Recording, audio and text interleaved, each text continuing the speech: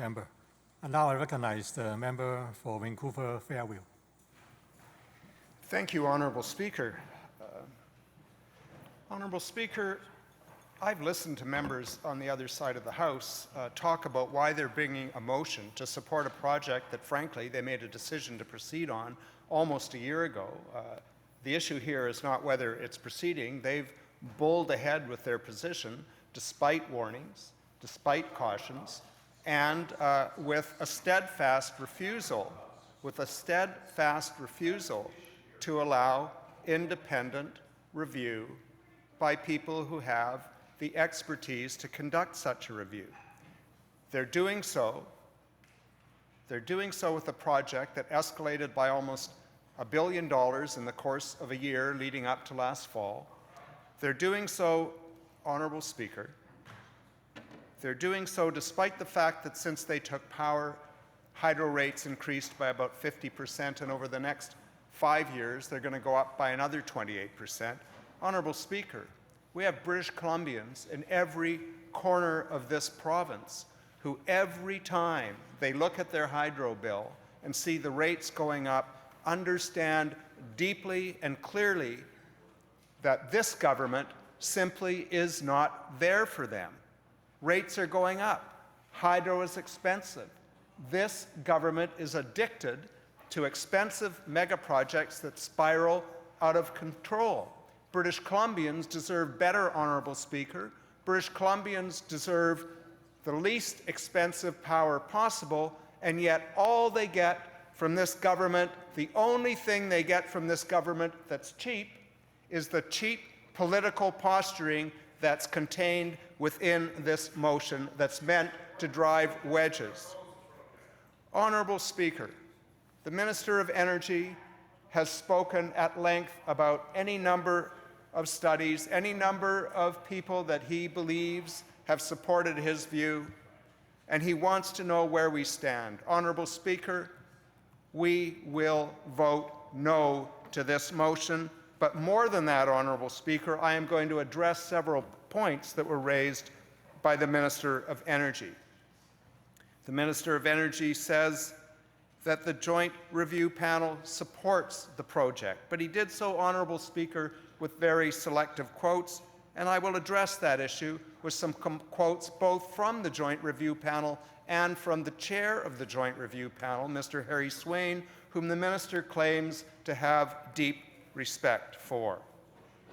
The Minister and others opposite have said that this project has undergone years and years of study and consultation. Again, Honourable Speaker, I will demonstrate that the most important consultation they could have undertaken, an independent review, was not undertaken.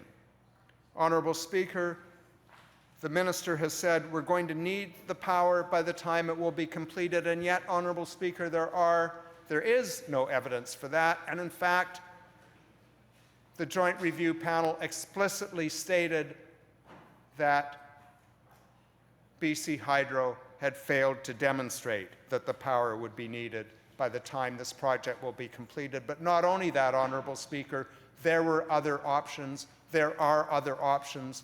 They are options that could have been considered, should have been considered, and under a NDP government would be considered by the BC Utilities Commission, so that British Columbians could rest assured that a decision that was going to be made on how to supply the energy needs of British Columbia would be made by experts, not by politicians, not heeding the advice of experts, not by interested parties. Honourable Speaker, we are not afraid of science on this side of the House. We are not afraid of independent review on this side of the House. Apparently the government is and likes to pretty it up by statements that I'm going to read in a moment, but the fact remains, Honourable Speaker, British Columbians believe in science. British Columbians believe in good costing. British Columbians believe in independent review. We believe, Honourable Speaker, that there are a range of other options that were available, that are not controversial, that don't have the implicit downsides that were clearly pointed out by the Joint Review Panel, and we are not afraid to put those to the BC Utilities Commission. And Honourable Speaker, I've heard the Minister of Education, I've heard the Minister of Energy say, there's 10,000 jobs in this project.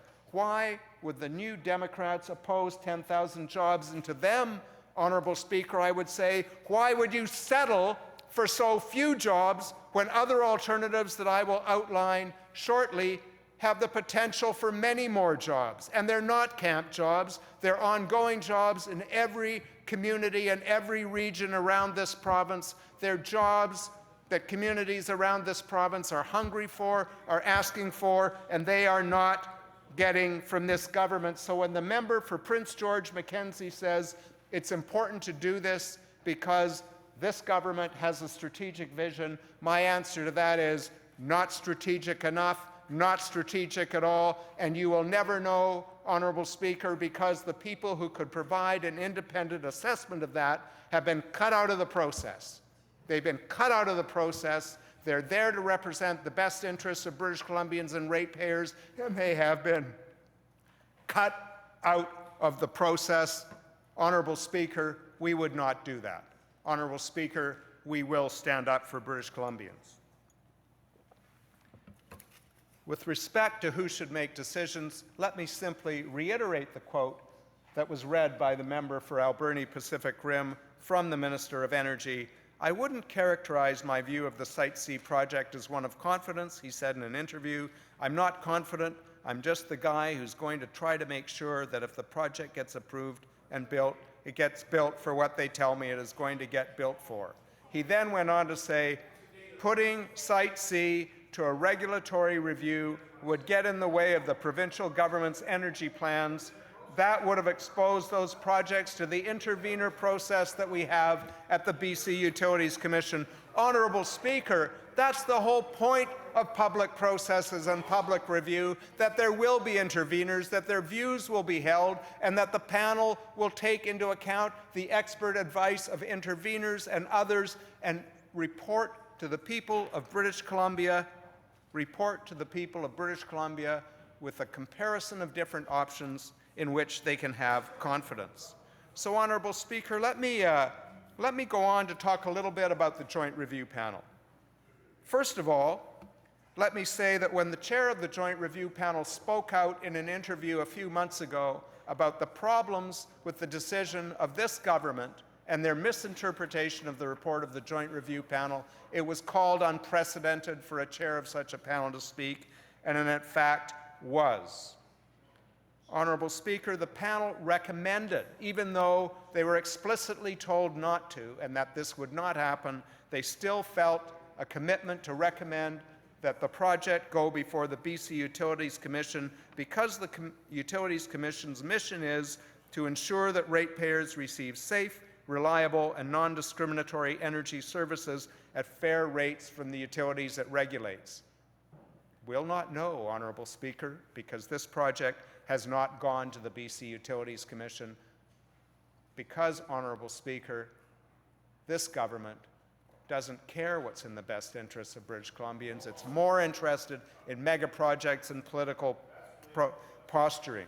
Mr. Swain went on to say, I think projects of that nature where the public purse and the public interest much more broadly is involved deserve a greater degree of scrutiny. Honourable Speaker, apparently members opposite don't believe that projects of this scope deserve that degree of scrutiny. They believe they know better. Honourable Speaker, on this side of the House, we have opinions, we have ideas, and we're not afraid to put them to independent review, and that's exactly what we will do. Honourable Speaker, the panel's report stated that in the first 4 years of production, the dam would lose at least $800 million because BC Hydro would generate more power than the province needs at a cost of a significant cost. Honourable Speaker, the report states justification must rest on an unambiguous need for the power and analyses showing its financial costs being sufficiently attractive as to make tolerable the bearing of substantial environmental, social, and other costs. Some of the questions that still need to be answered, according to Harry Swain, the chair of the panel, include the real cost and the availability of alternatives, because he said that that information was not available and that information should be reviewed by the BC Utility Commission.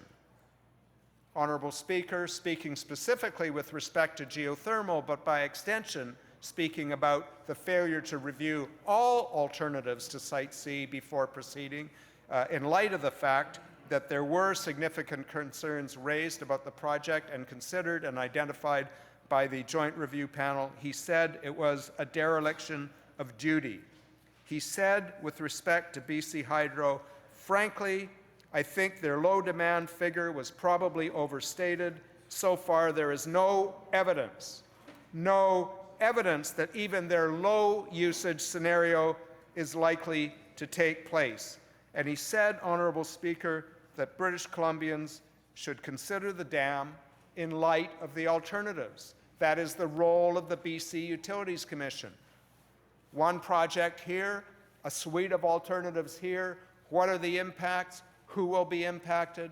What will provide the energy that British Columbians need in the most cost-effective manner, that will provide economic benefit to the province, that will not have irremediable negative environmental impacts unless that is the only choice available.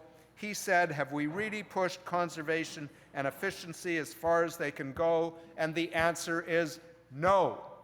Honourable Speaker, Harry Swain said no.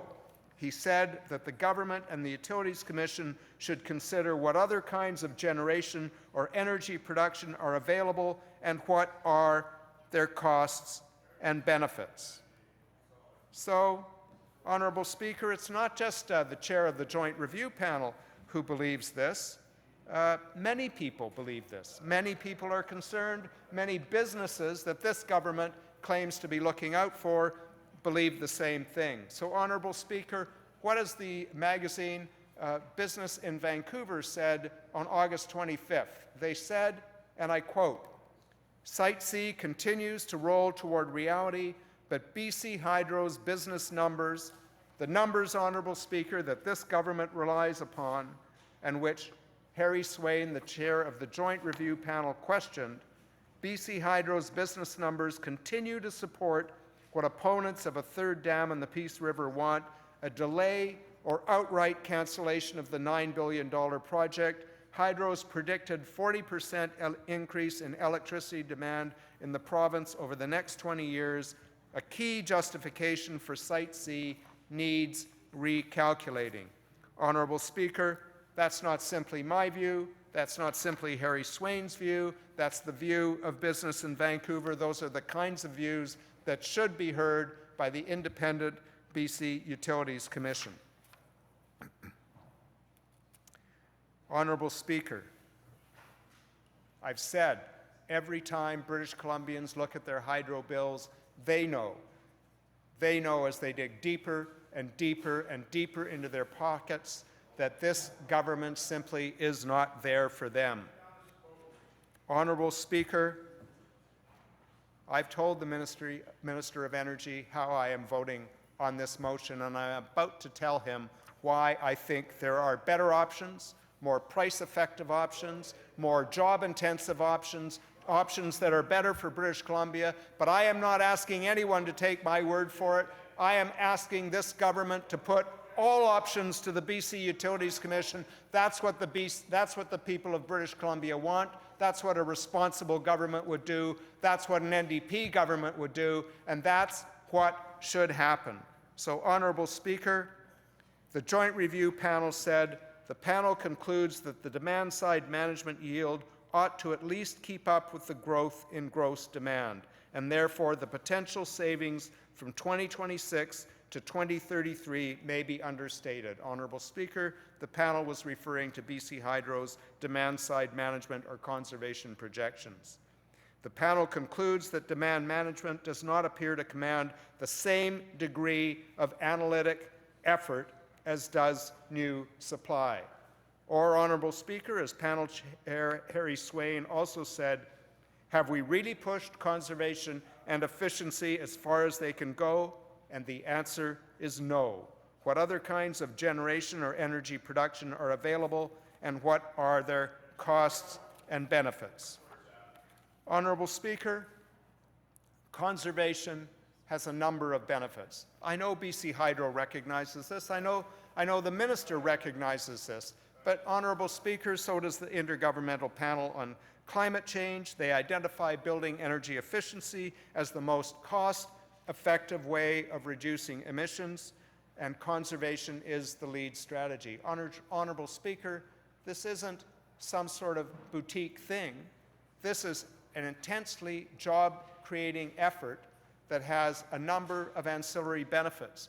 You don't need to do intensive capital investment that must be paid off by the taxpayers on their hydro bills. What you do is you make capital investment that over a short period of time pays for itself and then continues to benefit ratepayers every year going forward without the necessity to build massive infrastructure. So, Honourable Speaker, BC Hydro says that is their lead strategy, but under the direction of this government, they simply downscaled to the second least ambitious of 5 demand-side management options, option 2.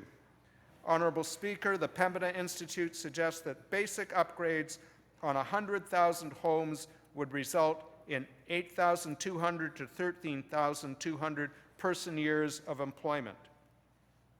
That intensive upgrades of 100,000 homes would see 14,000 to 30,000 person-years of employment.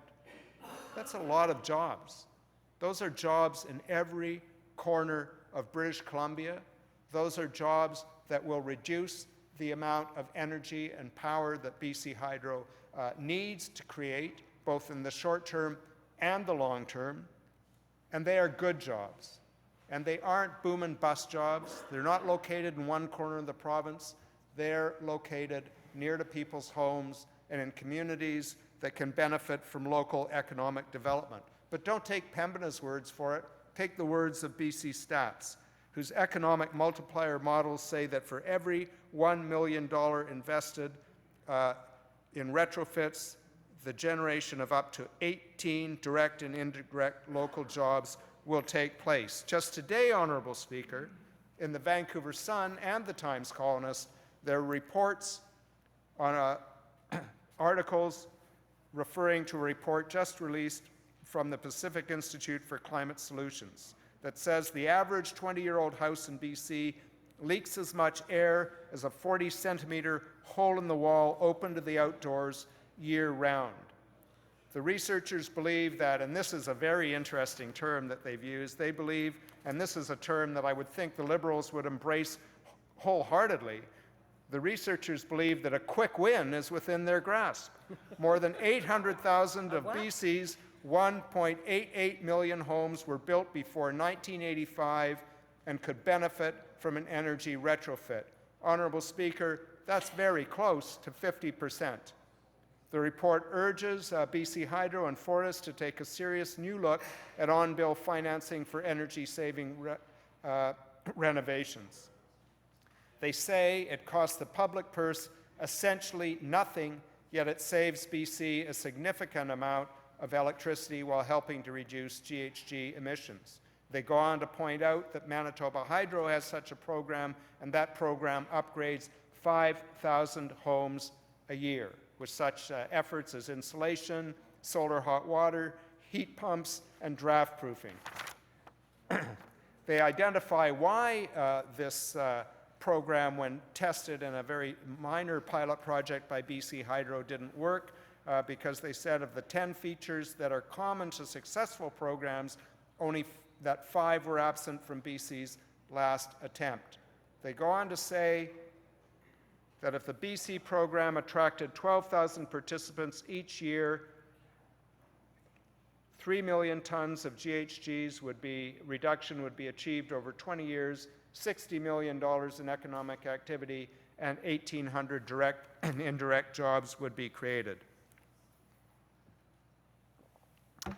Honourable Speaker, let's also take BC Hydro's word for it.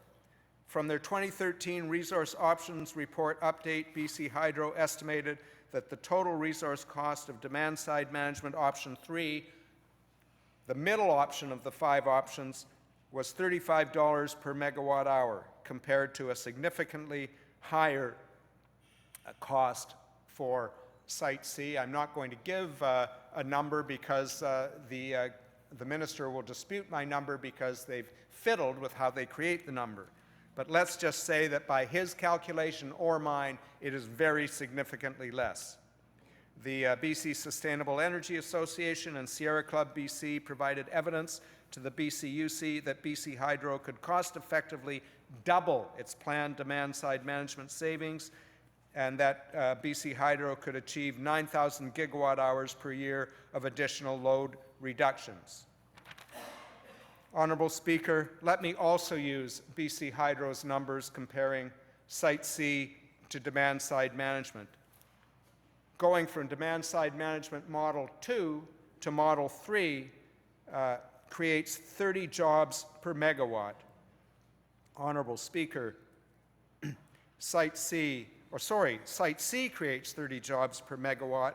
The difference between demand-side management 2 and 3 is 94 jobs per megawatt. Honourable Speaker, that's why I say that if this government really wants an vision for the future, they will have a much more ambitious jobs vision than they've demonstrated to date. Honourable Speaker, I know there are other people who want to speak. I will simply take a couple of minutes to wrap up on some of the other alternatives that should have been looked at by the BC Utilities Commission and that the Joint Review Panel urged be considered. And those include wind and solar. And let's just look at what's happening to wind and solar. First of all, these kinds of alternate energy projects, there are many in British Columbia already. There are many more listed in the major projects inventory that would go if there was a call for power. But the key point here, Honourable Speaker, is that, as my colleague has suggested, we did Revelstoke 6, which would provide 45% of the power of Site C at 1/18th of the cost, or 5% of the cost of Site C. We would not have to worry about peak energy demand in the near, medium term, or probably the long term. That combined with energy conservation. That gives us time, Honourable Speaker, to benefit from what's happening all over the world, and that's the development, the rapid development, and the rapidly declining costs of new energy technologies and wind and solar.